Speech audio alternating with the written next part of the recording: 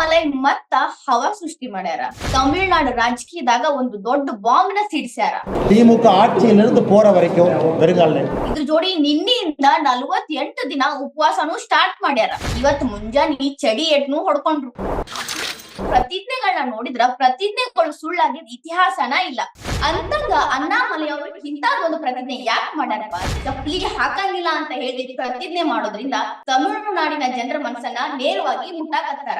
ಇಷ್ಟೆಲ್ಲಾ ಪ್ರತಿಜ್ಞೆಗಳು ಖರೆ ಆಗ್ಯಾವಂದ್ರ ಅಣ್ಣಾಮಲೈ ಅವ್ರ ಪ್ರತಿಜ್ಞೆನು ಖರೆ ಆದ್ರ ಆಶ್ಚರ್ಯ ಪಡ್ಬೇಕಿಲ್ ನೋಡ್ರಿ. ನಮಸ್ಕಾರ ರೀ. ಅಣ್ಣಾ ಬಾಂಡ್ ಈಸ್ ಬ್ಯಾಕ್. ಅಣ್ಣಾ ಬಾಂಡ್ ಅಂದ್ರ ಅಣ್ಣಾಮಲೈ. ಅಣ್ಣಾಮಲೈ ಮತ್ತ ಹವಾ ಸೃಷ್ಟಿ ಮಾಡ್ಯಾರ. ಮತ್ತೊಮ್ಮೆ ರಾಜಕೀಯದಾಗ ಸಂಚಲನನ ಮೂಡ್ಸ್ಯಾರ. ಒಂದ್ ಎಲೆಕ್ಷನ್ ನಾಗ ಸೋತಿದ್ಕ ಅಣ್ಣಾಮಲೈ ರಾಜಕೀಯ ಜೀವನನ ಮುಗಿತು ಅಂತ ಮಂದಿ ಮಾತಾಡಕತ್ತಿದ್ರು. ಅಂತ ನರೇಟಿವ್ ತಮಿಳ್ನಾಡ್ನಾಗ ಸೃಷ್ಟಿ ಆಗಿತ್ತು. ಖರೆ ಈಗ ಮತ್ತ ಅಣ್ಣಾಮಲೈ ವಾಪಸ್ ಬಂದಾರ. ತಮಿಳ್ನಾಡು ರಾಜಕೀಯದಾಗ ಒಂದು ದೊಡ್ಡ ಬಾಂಬ್ ನ ಸಿಡಿಸ್ಯಾರ. ಅಷ್ಟ ಅಲ್ಲ, ಅಣ್ಣಾಮಲೈ ಒಂದು ದೊಡ್ಡದ ಪ್ರತಿಜ್ಞೆನ ಮಾಡ್ಯಾರ. MK ಸ್ಟಾಲಿನ್ ಸರ್ಕಾರ ಕೆಳಗಿಳಿಸೋ ತನಕನು ಚಪ್ಪಲಿ ತೊಡಂಗಿಲ್ಲ ಅಂತ ಹೇಳಿ ದೊಡ್ಡ ಪ್ರತಿಜ್ಞೆ ಮಾಡ್ಯಾರ.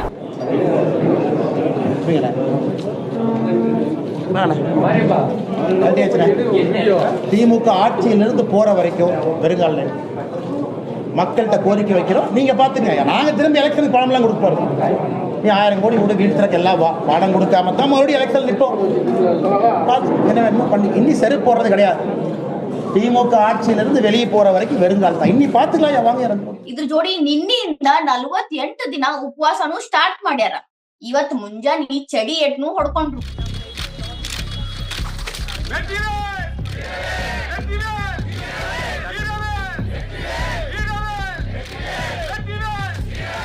ಇನ್ನ ಒಂದ್ ಕಡೆಯಿಂದ ನಾವು ಪ್ರತಿಜ್ಞೆಗಳನ್ನ ನೋಡಿದ್ರ ಪ್ರತಿಜ್ಞೆಗಳು ಸುಳ್ಳಾಗಿದ್ ಇತಿಹಾಸನ ಇಲ್ಲ. ಅದ್ರಾಗೂ ರಾಜಕೀಯದಾಗ ಯಾರ್ಯಾರು ಪ್ರತಿಜ್ಞೆ ಮಾಡಾರ ಎಲ್ಲಾರು ಪ್ರತಿಜ್ಞೆನ ಸಕ್ಸಸ್ ಮಾಡ್ಕೊಂಡಾರ. ಅದಕ್ ಉದಾಹರಣೆಗಳು ಬಾಳ ಅದಾವ. ಈಗಿನ CM ಸಿದ್ದರಾಮಯ್ಯ ಸಾಹೇಬ್ರು 2013ರಾಗ ಇಂತಾದ ಒಂದು ಪ್ರತಿಜ್ಞೆ ಮಾಡಿದ್ರು. ಬಿಜೆಪಿನ ಕೆಳ ಇಳಿಸಿ ನಾವು ಅಧಿಕಾರಕ್ಕೆ ಬರ್ತೀವಿ ಅಂತ ಹೇಳಿ ಬೆಂಗಳೂರು ಟು ಬಳ್ಳಾರಿ ಪಾದಯಾತ್ರೆ ಮಾಡಿ ಖಡಿಕ ಅವರ ಪ್ರತಿಜ್ಞೆ ಪೂರೈಸ್ಕೊಂಡು ಆಡಳಿತ ಚುಕ್ಕಾನೇನೂ ಹಿಡಿದ್ರು. ಅಲ್ಲಿನೂ ಅವ್ರ ಪ್ರತಿಜ್ಞೆ ಕರೆನ ಆತು. ಇನ್ನ ತಮಿಳ್ನಾಡಿನಾಗನ ಅಮ್ಮ ಅಂತ ಪ್ರಸಿದ್ಧಿಯಾಗಿದ್ದ ಜಯಲಲಿತಾ ಅವರುನುವೆ ಇಂತಾದ ಒಂದು ಪ್ರತಿಜ್ಞೆ ಮಾಡಿದ್ರು. 1989ರಾಗ AIDMK ಅಂದ್ರ ಜಯಲಲಿತಾ ಅವರು ವಿರೋಧ ಪಕ್ಷ ಸ್ಥಾನದಾಗಿದ್ರು. ಅವಾಗ ಕರುಣಾನಿಧಿ ಮುಖ್ಯಮಂತ್ರಿ ಆಗಿದ್ರು. ಸದನದೊಳಗ ಕರುಣಾನಿಧಿ ಪಕ್ಷದವರು ಜಯಲಲಿತಾ ಅವ್ರಿಗೆ ಬಹಳ ಒಂದ್ ರೀತಿ ಒದಿಯೋದು, ಕುಲ ಜಗ್ಗೋದು, ಶರಗ ಜಗ್ಗೋದು ಎಲ್ಲಾ ಮಾಡಿದ್ರು. ಅವಾಗ ಸದನದಿಂದ ಹೊರಗೆ ಹೋಗಿದ್ ಜಯಲಲಿತಾ ಅವರು ಮುಖ್ಯಮಂತ್ರಿ ಆಗಿನ ಈ ಸದನ ಕಾಲಿಡ್ತನು ಇಲ್ಲಾಂದ್ರ ಇಲ್ಲ ಅಂತ ಶಬ್ದ ಮಾಡಿದ್ರು. ಕಡಿಕ ಮುಖ್ಯಮಂತ್ರಿಯಾಗಿ ಸಂಸತ್ ಒಳಗ ಬಂದ್ರು. ಈ ರೀತಿಯಾಗಿ ಅವರ ಪ್ರತಿಜ್ಞೆನ ಪೂರೈಸ್ಕೊಂಡ್ರು. ಈಗಿನ ಆಂಧ್ರ ಪ್ರದೇಶದ ಮುಖ್ಯಮಂತ್ರಿ ಚಂದ್ರಬಾಬು ನಾಯ್ಡು ಅವರು ಇಂತಾದ ಒಂದು ಪ್ರತಿಜ್ಞೆ ಮಾಡಿದ್ರು. YSRP ಪಕ್ಷದವರು ಚಂದ್ರಬಾಬು ನಾಯ್ಡು ಅವ್ರಿಗೆ ಮತ್ತು ಅವರ ಕುಟುಂಬದವ್ರಿಗೆ ಅವಮಾನ ಮಾಡ್ಯಾರು. ಇದರಿಂದಾಗಿ ನಾನು ಸಂಸತ್ ಒಳಗ ಕಾಲಿಡಬೇಕಂದ್ರ ಮುಖ್ಯಮಂತ್ರಿ ಆಗಿನ ಇಡ್ತನು ಅಂತ ಅವರು ಪ್ರತಿಜ್ಞೆ ಮಾಡಿದ್ರು. ಕಡಿಕ್ ಈಗ ಅವ್ರು ನಮ್ಮ ಕಣ್ಣು ಮುಂದನ ಮುಖ್ಯಮಂತ್ರಿಯಾಗಿ ಸಂಸತ್ನಾಗ ಕಾಲಿಟ್ಟಾರ. ಇನ್ನ YSRP ಜಗನ್ಮೋಹನ್ ರೆಡ್ಡಿ ಅವರು ತಮ್ಮ ತಂದೆಗಿನ್ನ ಹೆಚ್ಚಿನ ಮತ ಪಡೆದು ನಾನು CM ಆಗ್ತೀನಿ ಅಂತ ಹೇಳಿ ಪ್ರತಿಜ್ಞೆ ಮಾಡಿದ್ರು. ಅವ್ರುನು ಪಾದಯಾತ್ರೆ ಎಲ್ಲ ಮಾಡಿ ಕಡಿಕ್ ಅವ್ರ ಅಪ್ಪನ್ಕಿಂತ ಹೆಚ್ಚಿಗೆ ಮತ ಪಡೆದು ಮುಖ್ಯಮಂತ್ರಿನೂ ಆದ್ರು. ಅವ್ರ ತಂದೆಯವ್ರ ಮುಖ್ಯಮಂತ್ರಿ ಆದಾಗ ವಿಭಜನೆ ಆಗಿರ್ಲಿಲ್ಲ. ಆಂಧ್ರ ಪ್ರದೇಶ ತೆಲಂಗಾಣ ಆಂಧ್ರ ಪ್ರದೇಶ ಅಂತ ಒಳದಿರ್ಲಿಲ್ಲ. ಖರೆ ಜಗನ್ಮೋಹನ್ ರೆಡ್ಡಿ ಮುಖ್ಯಮಂತ್ರಿ ಆಗೋ ಸಂದರ್ಭದಾಗ ವಿಭಜನೆ ಆಗಿತ್ತು. ಆದ್ರೂ ಅಷ್ಟಂತರ್ಲೆ ಗೆದ್ದ ಇವ್ರ ಪ್ರತಿಜ್ಞೆನ ಪೂರೈಸ್ಕೊಂಡ್ರು. ಇಷ್ಟೆಲ್ಲಾ ಪ್ರತಿಜ್ಞೆಗಳು ಖರೆ ಆಗ್ಯಾವ್ರಿ. ಈಗ ಅಣ್ಣಾಮಲೈ ಅವರು ಅಂತಾದ ಒಂದು ದೊಡ್ಡ ಪ್ರತಿಜ್ಞೆ ಮಾಡ್ಯಾರ. ಇನ್ನೊಂದು ಮಾತೈತ್ರಿ, ಕಾಯ ವಾಚ ಮನಸ್ಸ ನಾವೇನೋ ಮಾಡ್ತೀವಂದ್ರ ಇಡೀ ಬ್ರಹ್ಮಾಂಡನ ಅದಕ್ಕೆ ಸಪೋರ್ಟ್ ಮಾಡ್ತೈತಂತ. ಇವೆಲ್ಲಾ ಪ್ರತಿಜ್ಞೆಗಳ ನನಸಾಗಾಕೊಂಡ್ ಅಂತಾದ ಬ್ರಹ್ಮಾಂಡ ಸಪೋರ್ಟ ಬಹಳ ಐತಿ. ಈಗ ಅಣ್ಣಾಮಲೈ ಅವ್ರಿಗೂ ಬ್ರಹ್ಮಾಂಡ ಕೈ ಹಿಡಿತೈತೋ ಇಲ್ಲೋ ನೋಡ್ಬೇಕಾಗಿತ್ತು. ಅಂತಂಗ ಅಣ್ಣಾಮಲೈ ಅವರು ಇಂತಾದ ಒಂದು ಪ್ರತಿಜ್ಞೆ ಯಾಕೆ ಮಾಡ್ಯಾರಪ್ಪ ಅಂದ್ರ ಸ್ಟಾಲಿನ್ದು ದುರಾಡಳಿತ ಹೆಚ್ಚಾಗೈತಿ. ತಮಿಳುನಾಡೊಳಗ ದಿನದಿಂದ ದಿನಕ್ಕ ದೌರ್ಜನ್ಯಗಳು ಹೆಚ್ಚಾಗತ್ತಾವ. ಮೊನ್ನೆ ಅಷ್ಟ ಅಣ್ಣಾ ಯೂನಿವರ್ಸಿಟಿ ಒಳಗ ವಿದ್ಯಾರ್ಥಿನಿ ಮೇಲೆ ದೈಹಿಕ ದೌರ್ಜನ್ಯ ನಡೆದಿತ್ತು. ಅದಕ್ಕೆ ರಿಜಿಸ್ಟರ್ ಆತು. ಆ ಅಪರಾಧಿಗಳೇನಂತಾರಲ್ಲ ಸ್ಟಾಲಿನ್ ಜೊತೆ ಲಿಂಕ್ ಅದಾರ ಅನ್ನೋ ಸುದ್ದಿನೂ ಹರಿದಾಡಕತ್ತಿತ್ತು. ಅದ್ರ ಜೋಡಿ ಆ ಕೇಸ ಲೀಕ್ ಆಗ್ಬಾರ್ದು, ಗೌಪ್ಯವಾಗಿ ಇಡಬೇಕು ಅನ್ನೋ ಸುದ್ದಿ ಇತ್ತು.